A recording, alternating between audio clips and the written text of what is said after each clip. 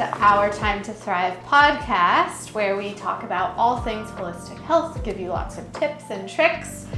This week, we're joined by a very exciting guest, Anthony Saul, and he is an online health coach. He really specializes in creating lifestyle programs for people that's going to be sustainable for them.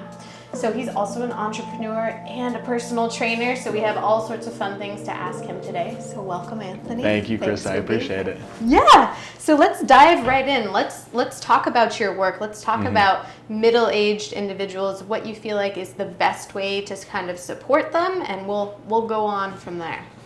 Yeah, I would say that I specialize in working with people over 40 in particular, and they definitely have a unique set of goals, set of skills, and different barriers that to overcome, opposed to working with people maybe in their 20s, 30s, and 40s. So primarily, their goals tend to be less aesthetic and less about losing that extra 10 pounds that a lot of us want to lose, and more grounded in like lifestyle habits and goals. So instead of wanting to grow their biceps, they might want to be able to pick up their grandchildren. Right. Or getting out of their cars safely, and just feeling like they have a sense of security and control of their bodies, because that's kind of more of the concern when you get into those older ages. So working with people in their 40s has been very gratifying, but it also can be very challenging because of those, because a lot of people, if they haven't spent time thinking about their bodies or prioritizing their health, then they're coming to me with 40, 50, 60 years of bad habits to overcome. And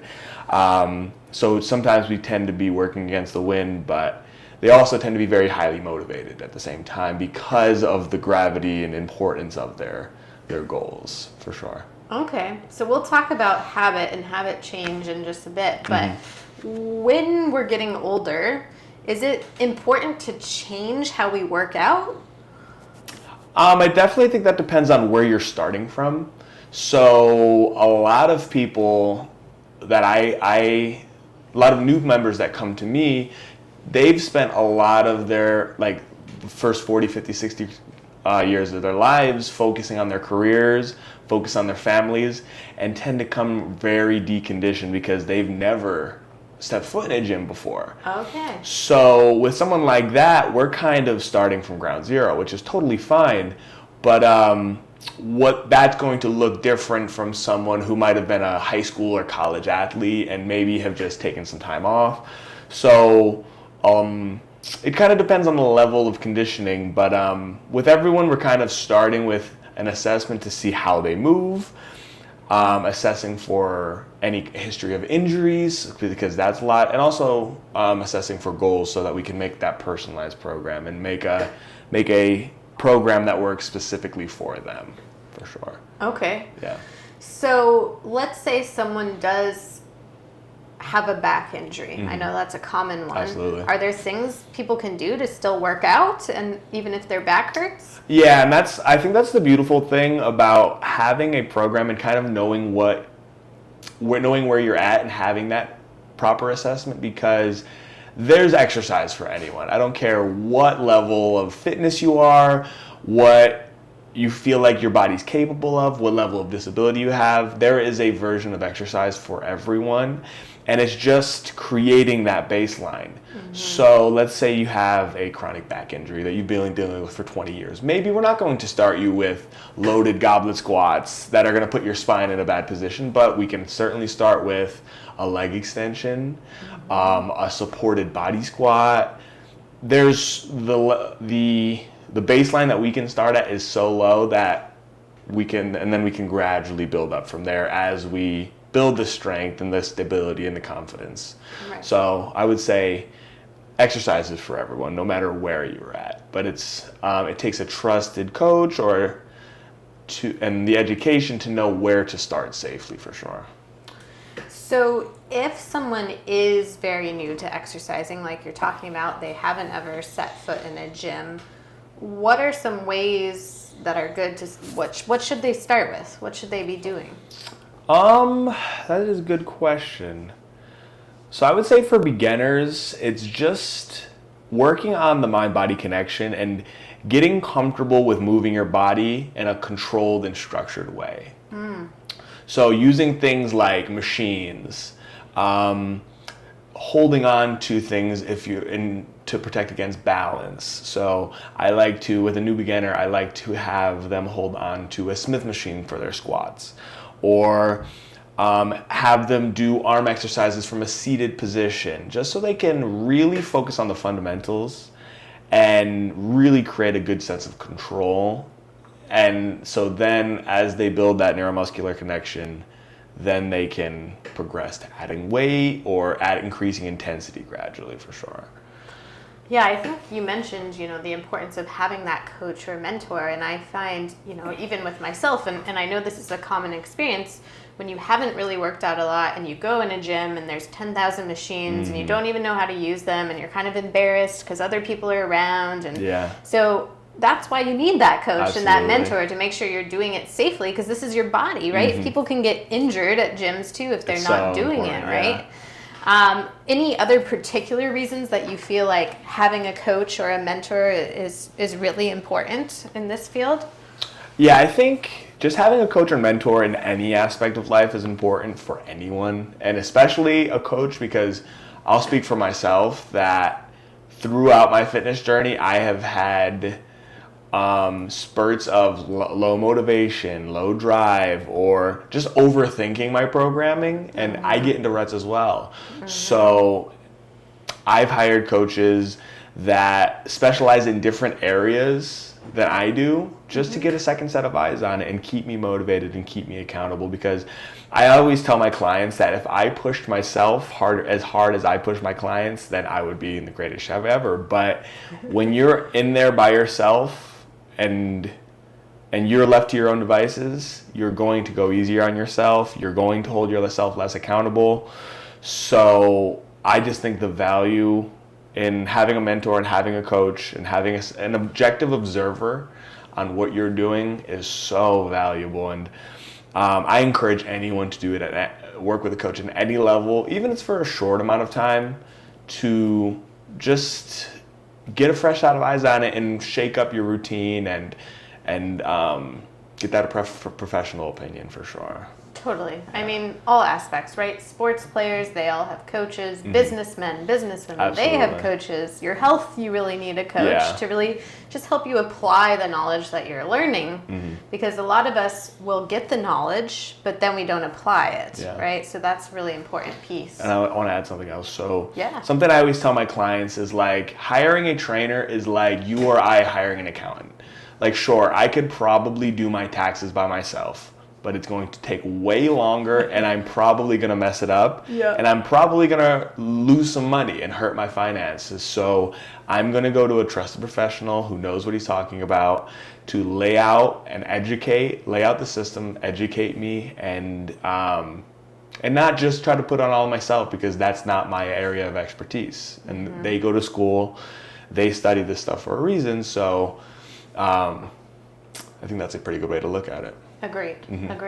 Okay, so we all need an accountant, we all need a trainer. So you mentioned accountability, right, as one of the things you do often. What is a good way for people to start getting these habits down, like be consistent, have that accountability? Any tips or tricks you have with consistency? So with my clients and myself as well, I like to break things down with something I call a lifestyle map. Okay. So it starts with one big goal, and that can be anything. That can do my first push-up. That can be lose 15 pounds. That can be gain 20 pounds. Whatever it is, starting with that big goal and making sure to break it down into smaller, digestible chunks. And that's where the map, or I think about it like a web, comes in. So if I tell you that I want to lose 20 pounds, that can be a really big and sizable goal for someone who's never lost or gained that much weight.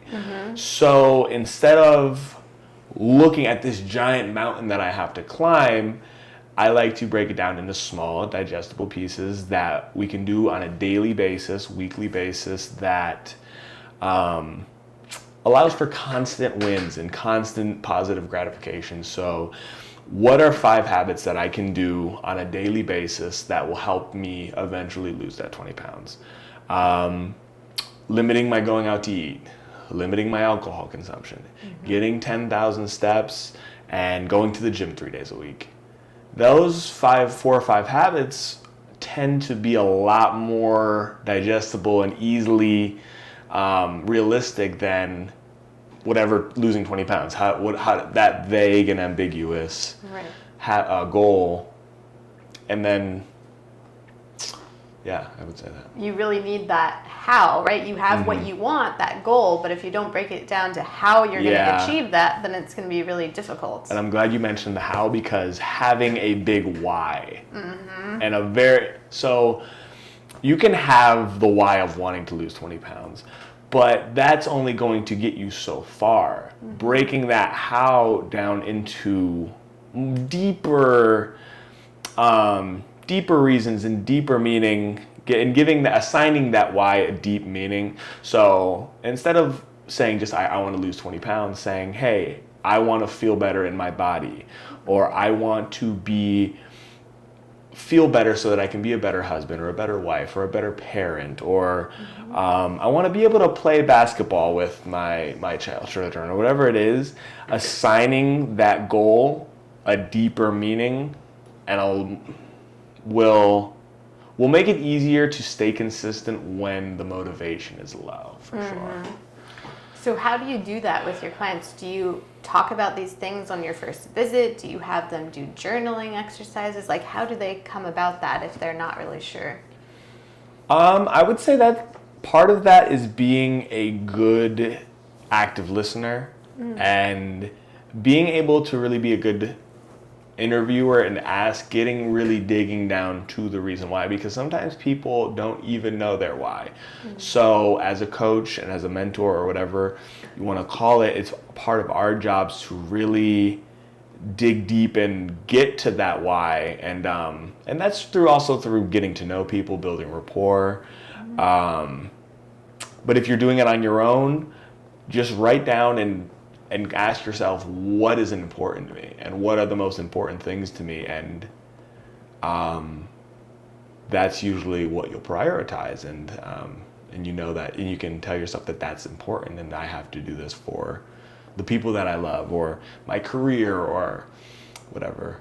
Yeah. I think one tactic I heard at some point was ask yourself the question why 5 times. So if your goal is I want to lose 20 pounds. Why? Because I want to feel better. Well, why do I want to feel better? Because I want to be able to travel. Why do you want to be able to travel? Because that's how I bond with my family. Absolutely. Well, you keep going down and down until you can. It's so much more powerful than just losing 20 pounds. And a lot of time that introspection can be very difficult for people. So that's where we're here to pull it out of them, for sure. Awesome. Yeah, it sounds like you're saying you don't necessarily need to know your very first visit. Over time, you'll build a relationship. And it's going to change, and it's going to always be evolving. And as you know, like, health and wellness is a lifelong journey and a lifelong battle. So it's going to change, and it's going to evolve based on what you're going through at that time, or how your body's feeling, or life's variables are going to change. But that's the point, is staying flexible and staying sustainable no matter what's happening and going on in your life, for sure. So speaking of life, we all have obstacles that come up, right? So what would you say are common obstacles that people tell you, or excuses? How do you work through those? Like, maybe you have a story of a client or two who overcame something or just was struggling? I would say the most common, the two that come to my head are time. Obviously, we're all, like, time is going to catch up to all of us, and time management, we're becoming more and more not great at time management. So that is definitely the most common hurdle, whether the client is 70 or 30. We all have different things going on in our lives. We all have different distractors. And I think we tend to underestimate how much time we have and how much time we're wasting. So that is definitely a huge barrier. And that's where I remind people that it doesn't have to be this long and arduous, like every workout doesn't have to be 2.5 hours in the gym. And that's where I encourage my clients and myself and anyone who I'm talking to make it a part of your day and a part of your routine so that it doesn't have to be this strict regimented thing that takes up a huge chunk of your day. So some things that I do, stretching while I'm in line at the grocery store, if I'm sitting for more than an hour, getting up and stretching every once in a while, taking a few laps, taking a 10-minute walk instead of an hour-long walk, fitting it into your day and just kind of building that good relationship with exercise and knowing that it's a long game. And we don't have to be perfect all the time. We don't have to be crazy regimented to see the benefits of health and exercise. It can be simple. It can be in short bursts, but it's just no movement, or a little movement is better than no movement. So that's a good way to get over the time barrier. I had another one. It'll come back. Oh, and then it's lack of knowledge. And like we were talking about before, with that lack of knowledge comes the discomfort with the gym. So if you don't know what you're doing, the gym, I totally understand. The gym can be an uncomfortable place. And that's where, fortunately, we live in the age of information. So going in with a plan and then a few backup plans too. So let's say that the chest press is your first exercise and you see the chest press section is just crazy because you're going after work at 7 p.m. Knowing that you have 3 backup plans if the chest press section is taken up. Hey, I can go do the dumbbell chest press or the machine chest flies, knowing and also giving yourself that flexibility and just not being so rigid. It always comes back to flexibility and not being rigid and strict with yourself for sure. But look at this, you're preaching both mental flexibility and physical. Oh, that's what it's all about, sustainability. It always comes back to that. Moderation and sustainability for sure. Yeah. Okay, so we've got some new habits to try, stretching in grocery stores, in between, I often tell people every time you get up to go to the bathroom, like do some lunges on the way back or something so you're moving. Do you feel that people have to have a gym membership? Can they do things at home or in the park? Or is it imperative to have a gym membership?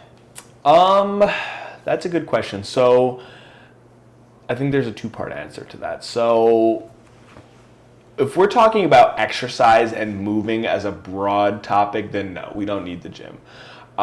Because movement and moving our bodies is going to be the best thing for us.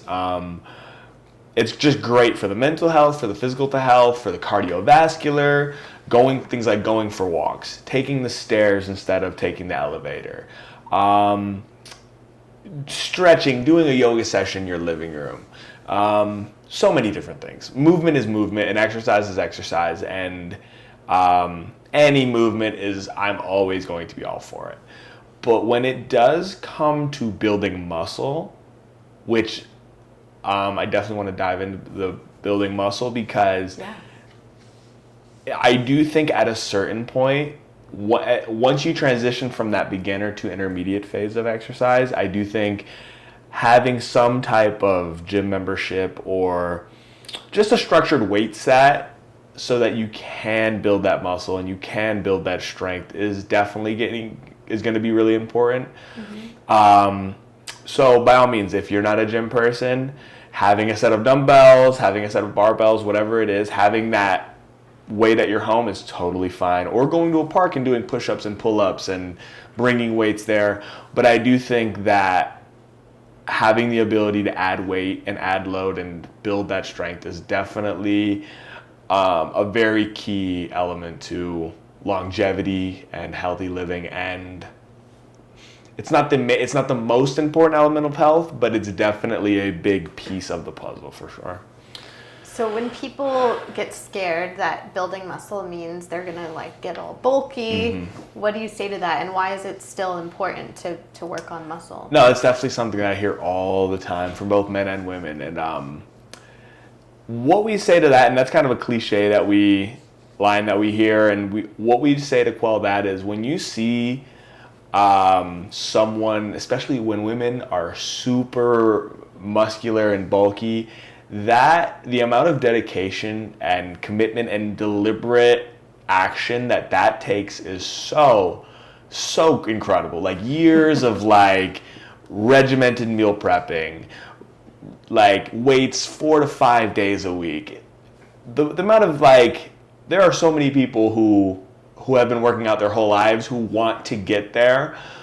So just getting into the gym 2 to 3 days a week is not going to do that to most people. And that's definitely a large barrier to get past, because I think people, and especially women, have this image in their head that is a masculine trait, or that's not feminine to have muscle tone, or I guess muscle tone is what people say, but and that's an unfortunate thing, and that's on the health professionals to kind of quell and educate and say that the benefits that people get from muscle I cannot speak more highly of. Like I will yell at the top of my lungs until I turn blue the importance of having muscle for every single person on this planet Earth, because the benefits of having muscle just change the whole dynamic of your health. And the risk of not having muscle is so detrimental, and so it's definitely a difficult barrier to get past. But once you explain all the health benefits, like for instance, I think an easy one to explain to people is that it raises your basal metabolic rate. So essentially, the more muscle you have, the more food you'll be able to eat. That is something that most people can understand. They're like, oh, okay, that sounds nice. But just kind of meeting the person where they're at and providing that education definitely helps, and letting them know the importance of having muscle. Okay. Any other strong reasons you feel like it's good to have muscle, or risks that you want to say if you don't have it? So with regard to the risk of not having muscle, and this is a perspective that I've seen firsthand over and over again, especially working with people over 50, is it just decreases, not having muscle mass decreases your quality of life so much and so rapidly. So most people don't know this, but after the age of 40, we start to experience sarcopenia, which is age-related muscle loss. So every year, and I don't know the exact numbers, but it's like we lose like 10% of muscle every decade. Wow. After 40. So nature is naturally taking away and atrophying your muscle, and it's kind of like a use it or lose it principle. So if we're not putting those muscles to work and putting those demands on our body, that we lose that muscle, and once, as you get older, it's much harder to get back. So when I tell people, when you see those people in their 70s, 80s, 90s who are decrepit and hunched forward and in walkers or wheelchairs, it's almost always due to age-related muscle loss, because they don't have the strong structure to keep them upright and allowing them to continue to do what they love. Their bodies are brittle and they're breaking down because of that age-related muscle loss. So that's where I really try to emphasize the importance of building those good habits when you're young, in your 20s, 30s, and 40s, to set yourself up for the rest of your life. Because a lot of the times when you hear older people who fall and break a hip, Why? Because they are not structurally sound. They don't have the muscles to maintain their balance. And when they do fall, sometimes they don't have the strength to get up. So the importance of muscle cannot be stated enough. And that's only one of there's countless benefits to having as much muscle as you can, for sure. So if you're trying to build muscle by working out, is it better to just do a lot of exercise or do short bursts, or like what's a good kind of strategy for building muscle?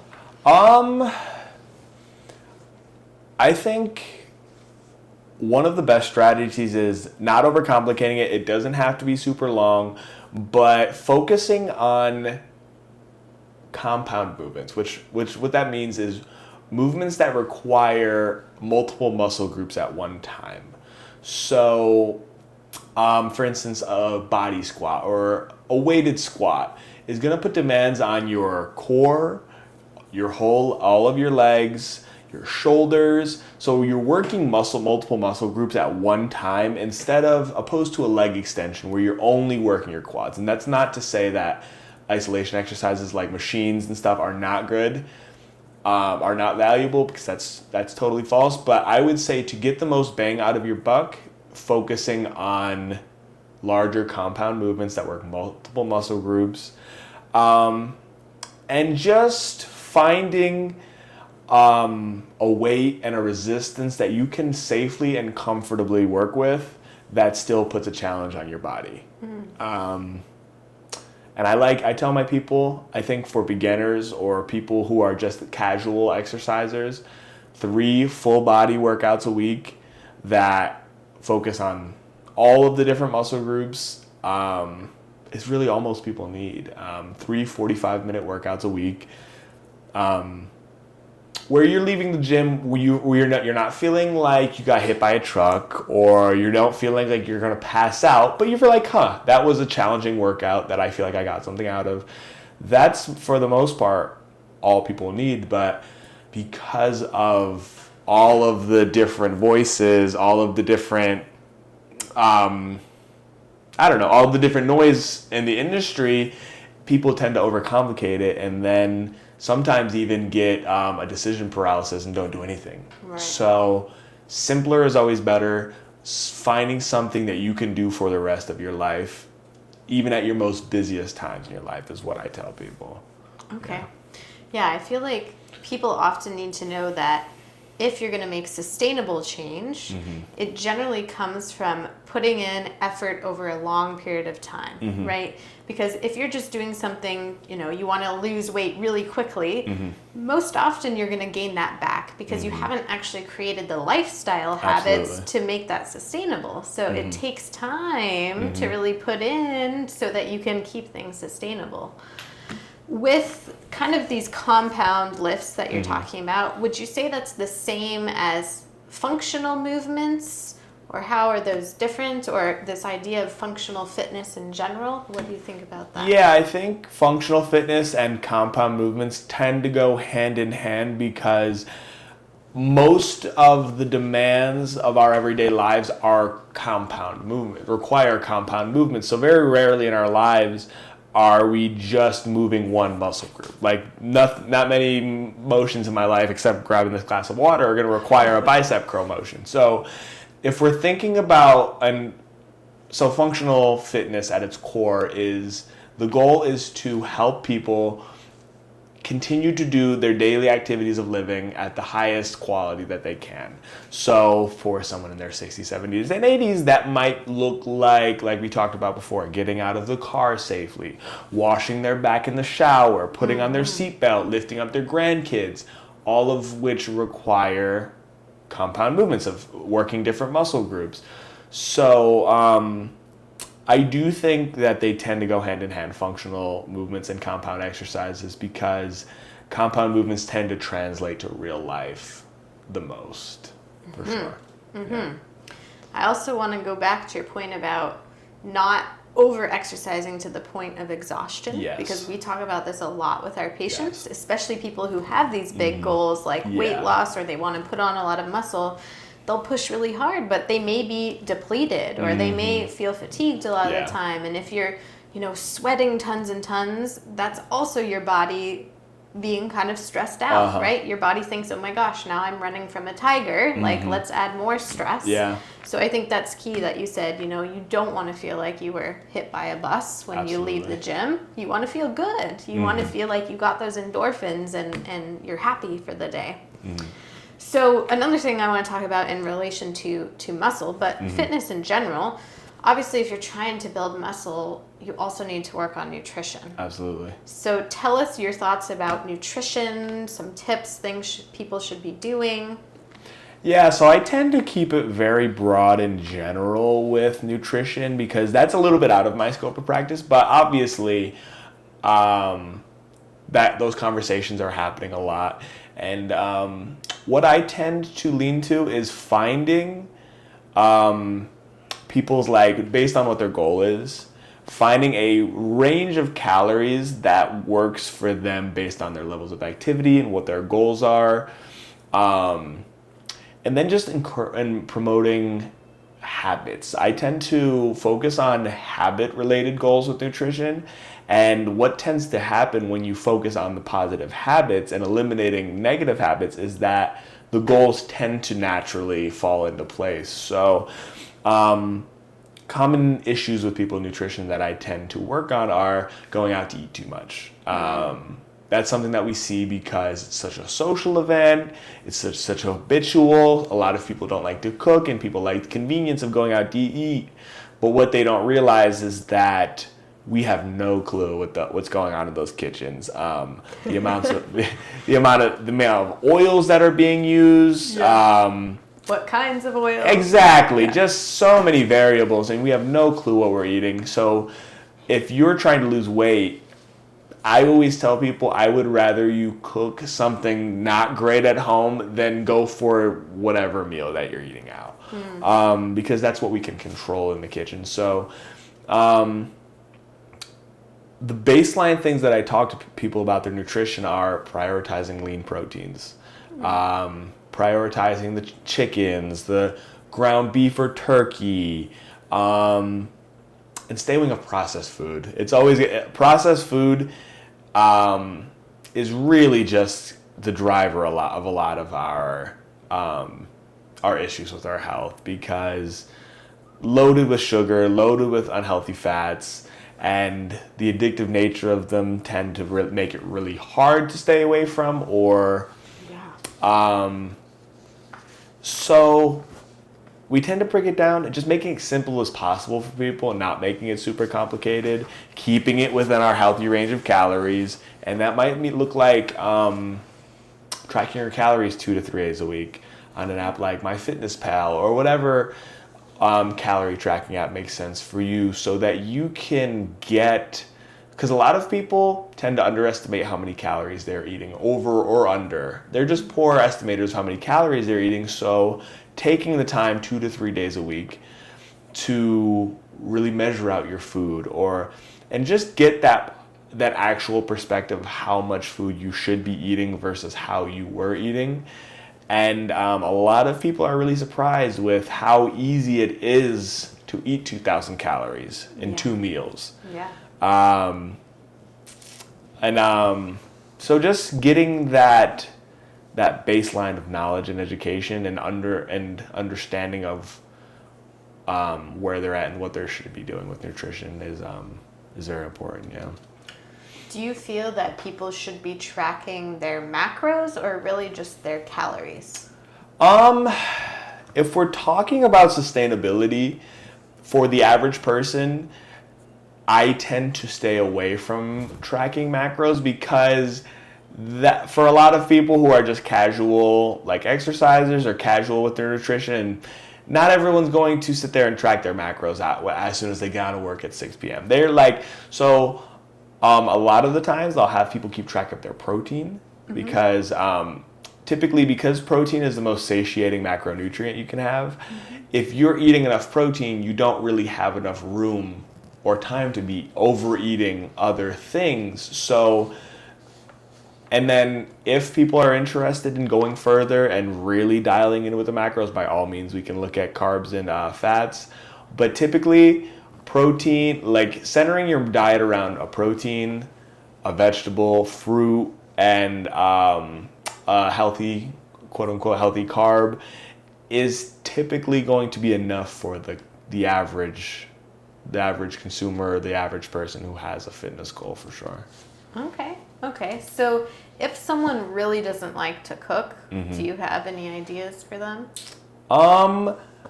Things that I have done in the past when I have been less motivated to cook, whether it's for I'm training for a marathon or just getting crazy at work, I've gone to like a meal prepping service because you really know they label everything, you know what ingredients they're using, and you know it's fresh food that's going to prioritize high protein or whatever kind of dietary priorities you're going for.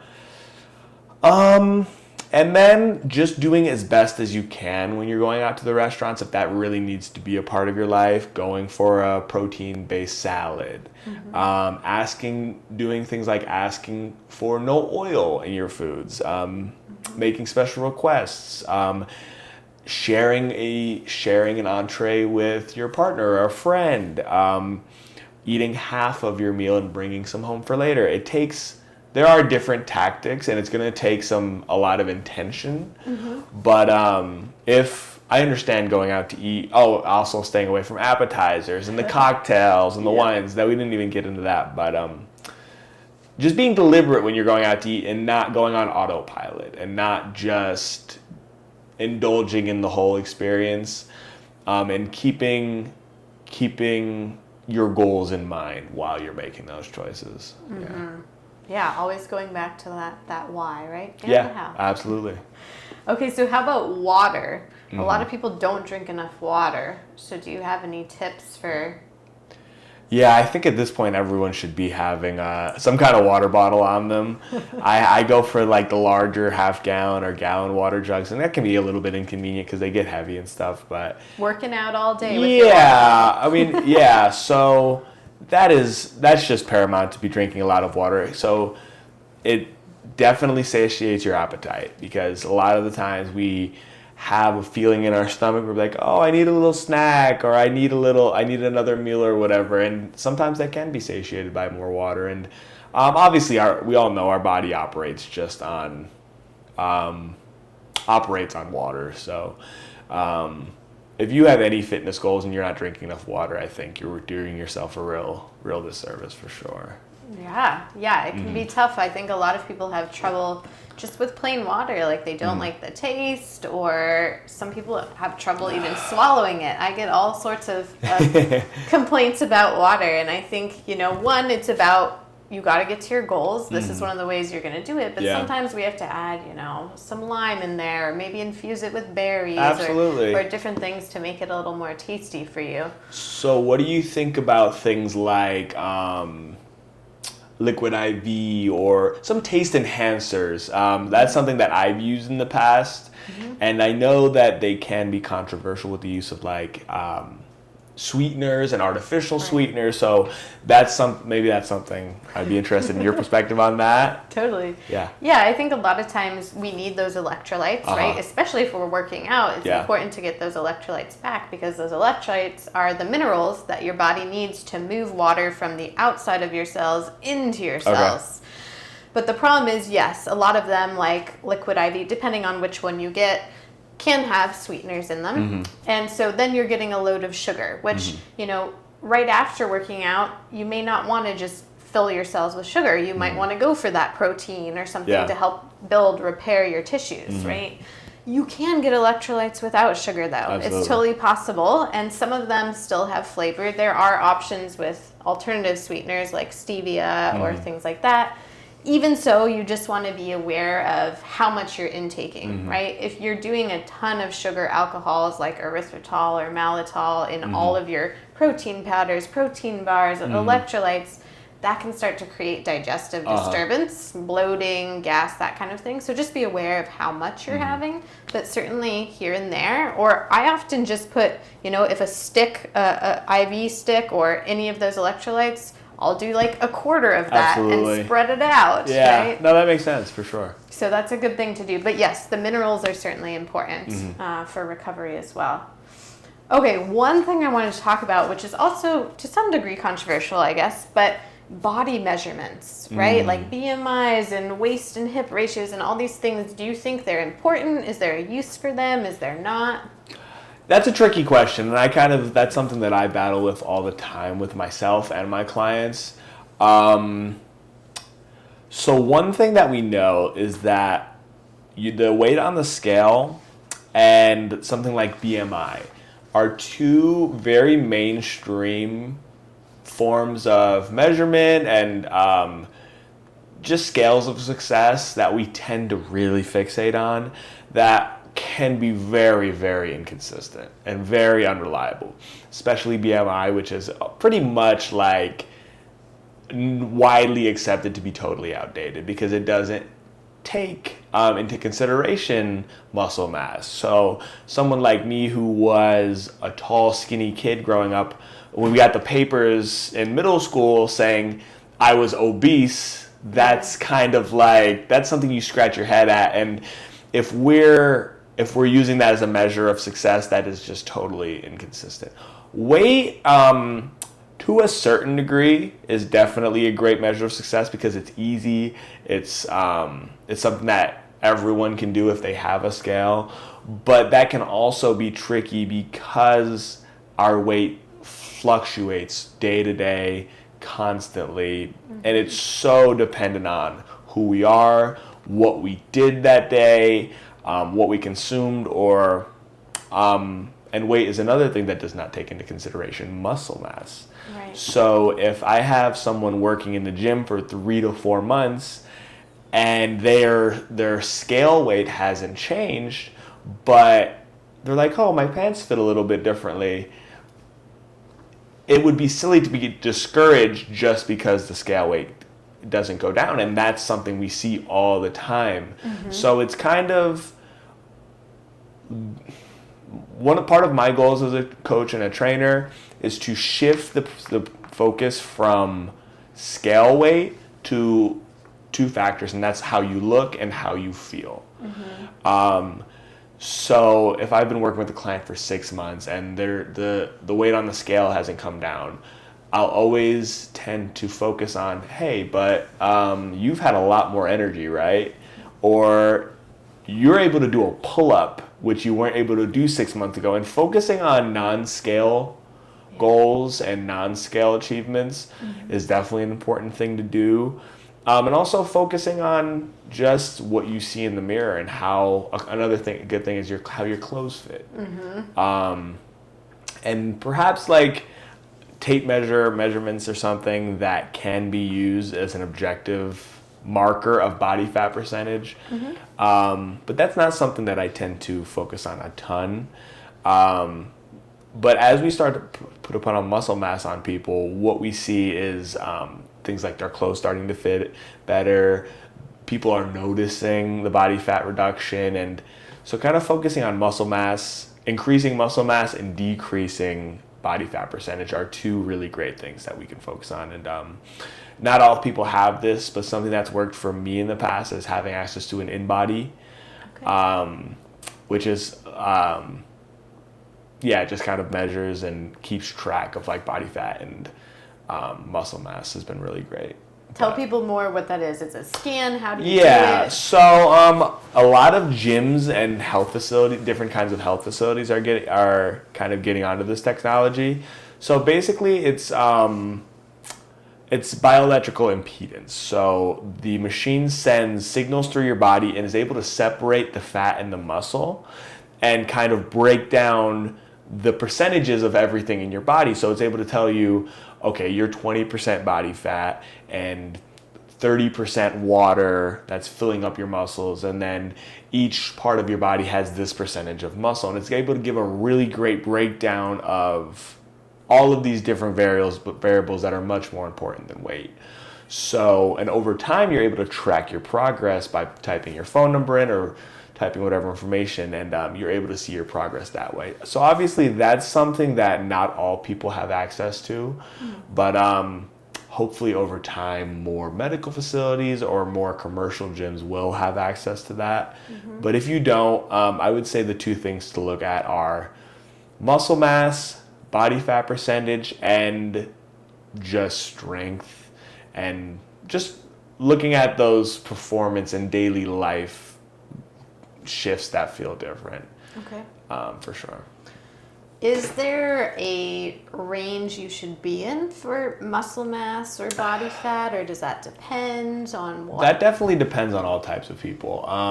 So obviously, as we know, that women tend to have more essential body fat than men, so that's going to be definitely higher for women than men. I don't know the ranges exactly off the top of my head, but I feel like for men, a healthy range is going to be between like 8 and 17% body fat. And that number might be a little bit higher for women at like 20 to 28% body fat. And then for muscle mass, it's kind of whatever is comfortable for your frame. And we're all going to be built so differently. If I'm the exact same size as some other guy and we do the exact same workouts, our bodies are going to respond differently because of how much, how many variables of lifestyle or genetics or our sleep habits, so many factors can affect that. But I think the most important thing to focus on with muscle is just feeling like you're able to perform your everyday functions. Are you able to pick up a suitcase or carry your groceries in, or looking for changes in your body too?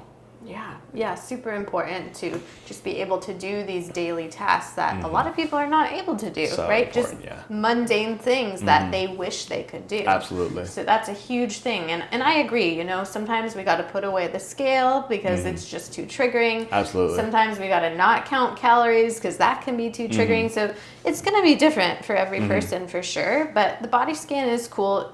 Don't worry, you don't actually have to get your full body scanned. You just usually hold on to... Yeah, it's pretty non-invasive. You just have signals attached like on your feet and your hands, and it's able to kind of work its magic that way. To figure that out. Yeah. Another thing I was curious about would be, have you had anyone ask you, I'm sure you have, how long is it going to take? Like, how long should I work out? Or like, do I need a personal trainer for just a month? Or like, what kind of response do you say to that? Yeah, that's something we hear all the time. And so people hate hearing this, but it always depends on who you are and what you're doing and what your goals are. So people tend to have this, and I've been realizing this in the past few years, that something that is my top priority as a coach is explaining to people and kind of breaking the mindset that exercise is a means to an end of something. Like, if I work out for this amount of time, I'm going to get my 20 pounds off or whatever. And shifting that mindset from using it as a mean to an end instead of working toward building it into your life forever. And that is just, unfortunately, people don't want to hear it, but exercise has got to be a priority for the rest of your life. And if you, I don't care if you hate exercise, you love exercise, there's no avoiding it. If you want to live a long, fulfilling life, some mode of exercise has got to be in your life until you're not alive anymore. Like, it's essential. So that's where it always comes back to moderation and sustainability. Finding something that you can do for the rest of your life that doesn't make you miserable. Whether that's be hiking, biking, going to the gym, doing a Zumba class, swimming, whatever it is, find some mode of exercise that can excite you, get you going, and you can do for the rest of your life, because There is no end game. It's like maintaining your car. Yeah. It takes constant care, constant maintenance, but fortunately, once you transition from being a beginner to an intermediate to a novice, that maintenance becomes easier and easier over time. Mm-hmm. So if you're just starting your fitness journey, it's going to take a lot more attention. It's going to take a lot more hard work and discipline and sacrifice. But once you get to that place where it is a habit and it is a routine and it is just something you do, then the pressure kind of comes off a little bit. As someone who's been working out for like 10 to 15 years now, like I said earlier, I have spurts where I don't want to go to the gym all the time and I don't want to go crush myself for an hour and a half. So I have the ability and flexibility to just be like, you know what, I'm going to take this week off from lifting and I'm going to ride my bike 3 days this week. Mm-hmm. Or instead of going for a 6-mile jog, I'll go for a 3-mile walk. Mm-hmm. Because I know that it is a part of my life forever and I allow for the ebbs and flows to naturally go in and out. Mm-hmm. And I don't hold myself to the fire and look at it as a punishment if I'm not on 100% of the time. Yeah, I think that's really important for people to be listening to their mm-hmm. bodies and Absolutely. Their intuition, especially, women around their cycles, for mm-hmm. example. Depending on where you are in your cycle, you should actually do different exercise. Absolutely. It's not good to do super intense things all the time. So mm-hmm. I think it's great that you allow yourself that flexibility. And at the same time, it sounds like you're saying, both cardio and weightlifting are important. Mm-hmm. Do you feel like one is better than the other, or should you always be doing both? I don't know that one is more important than the other. If I had to choose, and I might be impartial, I'm going to say lifting weights is more important. Just because, for one, while you're lifting weights, you are elevating your heart rate. Right. So you can kind of make the excuse that, hey, this is my cardio if I'm raising my heart rate. But obviously, I think consistently people, when people study the oldest people who live to their 90s, 80s, 90s, 100s, and who are still functional and active, it's mostly because they prioritize walking and getting their steps in. And mm-hmm. And just like any other muscle, the heart is a muscle that we have to prioritize and take care of. So, and that can be just lifestyle. It doesn't have to be sitting on the treadmill for an hour a day. That can be, like we talked about, parking further away, walking up the stairs. I like to skip a step while walking up the stairs to get a little bit more of a workout in. Mm-hmm. Little things like that can go a long way with cardiovascular health, and it doesn't have to be when people think of cardio, they think an hour on the Stairmaster or jogging on a treadmill. It doesn't have to be that way. It can definitely be more incremental and more general, I guess, for sure. So you mentioned that you've been working out 10, 15 years or mm-hmm. so. Tell us your story. We didn't really talk about that yet. Like, what got you into this field? Yeah, so I've always been like a very hyperactive person as a kid, a lot of energy, and from a young age, my parents put me into sports, which just contributed so much value to my life. And I really think the experiences that I got through sports and activity have just meant so much to me as an adult. As a friend, as a co-worker, it's provided so much value to my life. And then probably around like 10 or 12 years old, I was introduced to like lifting weights, a simple dumbbell routine. And then because of my love and affinity for exercise and movement, I kind of quickly became obsessed with it. And then once I started seeing changes in my body, like little teenage muscles, I ended up just never really stopping. And I saw how it was improving my life, improving my confidence, improving my performance in sports. So it really, I feel like my teenage and adolescence really just went hand in hand with exercise, and it really became a big part of my identity. So then I went into college knowing that I wanted to do something in the health field, but I wasn't entirely sure what.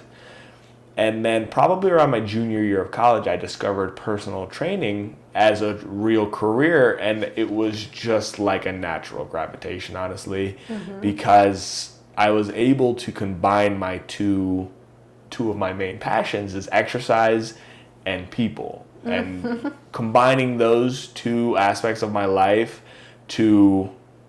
and be able to really provide some change in the world and really help people make huge changes to their lives and potentially improve their lives dramatically, it felt like a very natural career path, and I haven't done anything since. I started when I was 21 years old, and here I am. Still going. Yeah, absolutely. Yeah. So anything that you feel people should know that we haven't touched on yet? Any soapboxes you have? Something that I want to highlight and I want to express my gratitude for this conversation is this intersection of a doctor and a personal trainer getting together to discuss this, because I think historically fitness professionals and medical professionals are kind of can be in contention with each other, because traditional medicine tends to not focus on preventative care. Totally. Or tend to lean toward the pharmaceutical, or just tend to not be well versed in the benefits of exercise and proper nutrition, and how having those from a young age can prevent a lot of these diseases that they're dealing with. So it's just very exciting to have the new age of doctors and a new wave of doctors that are prioritizing these things in preventative medicine. So I think it's very important for fitness professionals and the medical field to converge so that we can be on the same mission and work together in conjunction and meet each other and fill in the gaps that I lack and you lack, and working together to give people the best experience possible. Yeah, I mean, it's all connected, right? Your physical fitness, you already touched on some things. Mindset, right? Nutrition, right? All of these things you can't separate out. So you have to be working together with all these different professionals if you really want to make sustainable change like we're talking about. Yeah. So my last question for you here in our last couple of minutes is, let's say you got to design a gym, okay? And on the wall, there was a saying. What would you have that say and why? Ooh. I know you earlier said simpler is better or something. Yeah. What would summarize my philosophy? I know it's a tough That's question. tough. I would say that discipline and consistency are the keys to success. Okay. Because motivation tends to be the thing that we gravitate toward, and motivation is always going to be a fleeting feeling. It's the new year, new me kind of mindset. But when motivation tends to wane January 27th and people don't know why they're showing up anymore, that's when discipline and consistency comes in and does the job for us, and doing what you don't want to do regardless and just showing up and being consistent and giving some kind of effort is where the results and the success comes from, for sure. Love it. Love it. Beautiful, beautiful. So if people want to follow your work, how can they do that? I'm on Instagram at saul.livingfit. I definitely love posting educational and entertaining kind of fitness advice. Also on Facebook at the same link, for sure. Awesome. Beautiful. Everyone should follow Anthony. He's got some great stuff. I'm always watching his videos, but also use some of these tips he talked about today. Even things like just parking further away at the grocery store, right? Or stretching while you're in line. These are things that you can start right now, today. Absolutely. So thank you everyone for joining us today in this hour, Time to Thrive. And hopefully we'll have Anthony back one day too. But in the meantime, keep thriving and we'll see you next week. Perfect. Thank you Thanks so so much. Awesome.